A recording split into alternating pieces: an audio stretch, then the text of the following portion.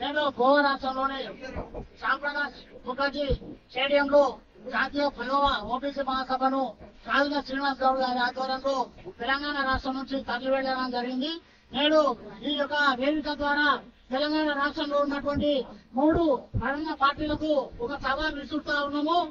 3 పార్టీలు బీసీలను అనవట్టి రిజర్వేషన్ పీడిగా ఒక పార్టీ ఏమో సంగ్రహించుంది, ఒక పార్టీ ఏమో ముఖ్యంగా రిజర్వేషన్ తీసేస్తే మేము ఆమోదిస్తామని ఒక పార్టీ చెప్తుంది. ఒక పార్టీ ఏమో నోరు ఏం చెప్పకుండా ఈ యొక్క 3 పార్టీలు బీసీలని గుర్తునొచ్చి బీసీలను మాయమాటలు చెప్పి ఈ యొక్క బీసీలను మోసగిస్తున్నటువంటి తెలంగాణ రాష్ట్ర ప్రభుత్వంలోని 3 పార్టీలకు ఈ యొక్క వేదిక నుంచి సవాల్ విసురుతాము. మీ స్ట్రాంగ్ ఏదో మీ యొక్క వైఖరి ఏందో బీసీల పట్ల మీ యొక్క వైఖరి ఏందో చెప్పాలని కోరుకుంటున్నాము.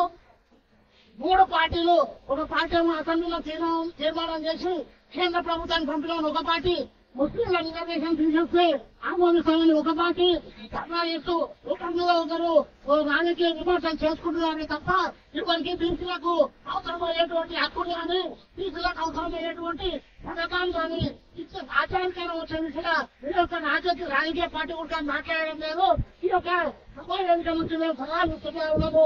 3 ప్రధాన పార్టీలు ఏదైతే ఒకటో సిద్ధాంతంతో బీసీలకు న్యాయం చేసే విధంగా ఒక పార్టీ ముందుకు రావాలని తెలియజేసుకుంటూ ముగిసింది.